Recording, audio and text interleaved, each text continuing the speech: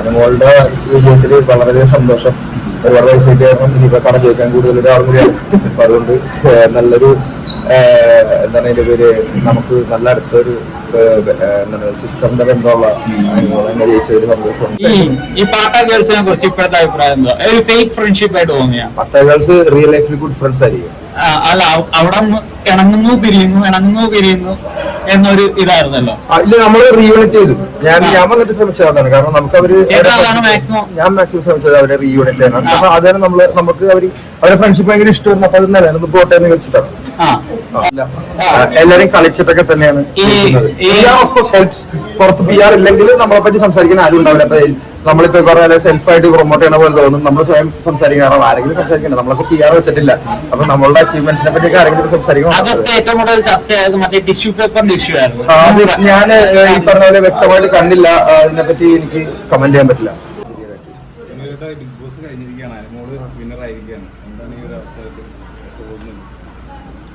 Anumol വിന്നറാണ്, like deserving ആണ്. ഞാനിവിടെ നിന്ന് കയറാൻ മുമ്പ് ഐ തിങ്ക് ഒരു ഇന്റർവ്യൂ കൊടുത്തായിരുന്നു. എല്ലാവരും ഡിസേർവിംഗ് ആയിരുന്നു, ടോപ്പ് 5 ആൾക്കാർ. അപ്പോൾ അതിൽ ആര് കപ്പടിച്ചാലും അവർ ഫസ്റ്റ് ദിവസം തൊട്ട് ഒരു നല്ലൊരു മികച്ച മത്സരാർത്ഥികളായിരുന്നു. അനുമോളുടെ വിജയത്തിൽ വളരെ സന്തോഷം. ഒരുപാട് വയസ്സായിട്ട് കാരണം ഇനിയിപ്പോ കട ചോദിക്കാൻ കൂടുതൽ ഒരാളും കൂടിയാണ്. അപ്പൊ അതുകൊണ്ട് നല്ലൊരു എന്താണ് അതിന്റെ പേര്, നമുക്ക് നല്ല അടുത്തൊരു എന്താണ് സിസ്റ്ററിന്റെ ബന്ധമുള്ള അനുമോളെ ജയിച്ചതിൽ സന്തോഷമുണ്ട്. റീഎൻട്രികൾ കയറിയിട്ട് ഇത്ര അധികം ദിവസം നിന്നൊരു സീസൺ വേറെ ഇല്ല.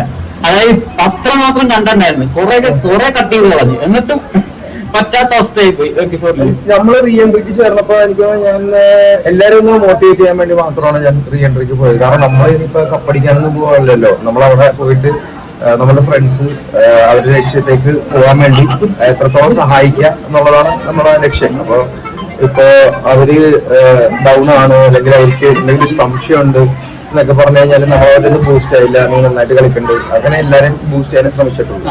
റീഎൻട്രികൾ മനഃപൂർവ്വം ഒരാളെ തന്നെ ടാർഗറ്റ് ചെയ്ത് കളിച്ചത് തോന്നുന്നുണ്ടോ? ഞാന് കേറിയതിനു ശേഷം അങ്ങനെ ഈ പറഞ്ഞ പോലെ മനഃപൂർവ്വം ഒരാളെ ടാർഗറ്റ് ചെയ്തുള്ള കളി നമ്മൾ തന്നെ നിർത്തി.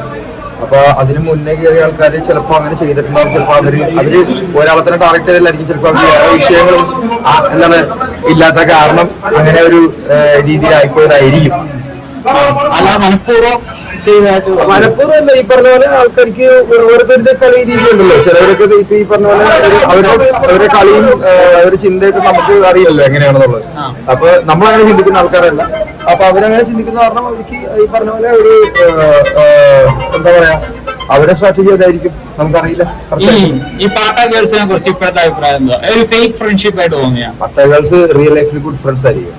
അല്ല, അവിടെ ഇണങ്ങുന്നു പിരിയുന്നു എന്നൊരു ഇതായിരുന്നല്ലോ. ഇല്ല, നമ്മള് റീയൂണിറ്റ് ചെയ്തു.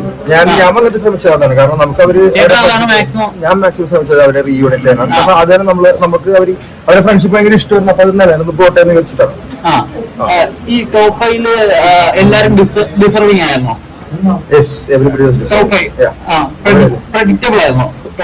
ടോപ്പ് പ്രഡിക്റ്റബിൾ ആണെന്ന് പറഞ്ഞാൽ അവരുടെ കളി അനുസരിച്ചാണ്. ഇപ്പൊ നമ്മളൊക്കെ ഓരോ സമയത്ത് പുറത്ത് അങ്ങനെ ഓരോ പാർട്ടിസിപ്പൻസ് പോകുമ്പോൾ, ഓരോ കണ്ടസ്റ്റൻസ് പോകുമ്പോൾ മറ്റേ കണ്ടസ്റ്റൻസ് ഒബിയസ്ലി മുകളിലേക്ക് കയറി വരും. അത് തന്നെ കപ്പ് പി ആർ കൊണ്ടായിരിക്കില്ലേ ഇപ്പോഴും കമന്റ് ചെയ്യുന്നവരോട് എന്താ പറയാനുള്ളത്? എന്ത് അനുമോളുടെ കപ്പ് പി ആർ കമന്റ്സ് നമുക്ക് നിയന്ത്രിക്കാൻ പറ്റില്ല. അപ്പൊ എല്ലാവരും കമന്റ് ചെയ്യാൻ അവരുടെ അഭിപ്രായ സ്വാതന്ത്ര്യമുള്ള ഒരു രാജ്യമാണ് നമ്മുടെ. അത് ഈ പറഞ്ഞ പോലെ എല്ലാവർക്കും അവരവരുടെ അഭിപ്രായമുണ്ട്. പക്ഷെ നമ്മള് ഒരുപക്ഷെ എന്താ പറയാ, എല്ലാം അങ്ങനെ അടച്ചു വിശ്വസിക്കേണ്ട ആവശ്യമില്ല. എല്ലാം എന്താണ് ഒരു രീതിയിൽ തന്നെ ഒരു ടണൽ വിഷനിലൂടെ നാരോ ആയിട്ട് നോക്കേണ്ട ആവശ്യമില്ല. എല്ലാരും കളിച്ചിട്ടൊക്കെ തന്നെയാണ്.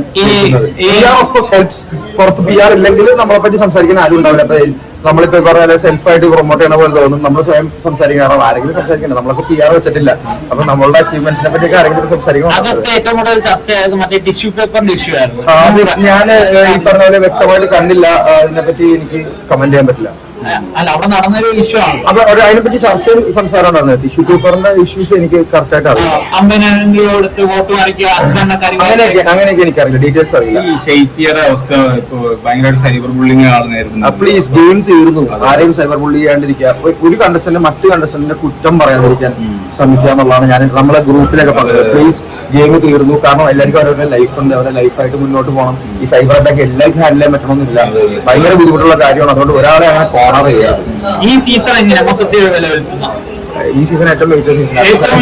സെവൻത് സീസൺ പണിപ്പുര എന്ന് പറഞ്ഞാൽ അത് അത്രയും ടഫായിരുന്ന ഒരു സീസണാണ്. നമ്മളെല്ലാവരും അടിപൊളിയായിട്ട് കളിച്ചു. കണ്ടസ്റ്റൻസ് എങ്ങനെയായിരുന്നു?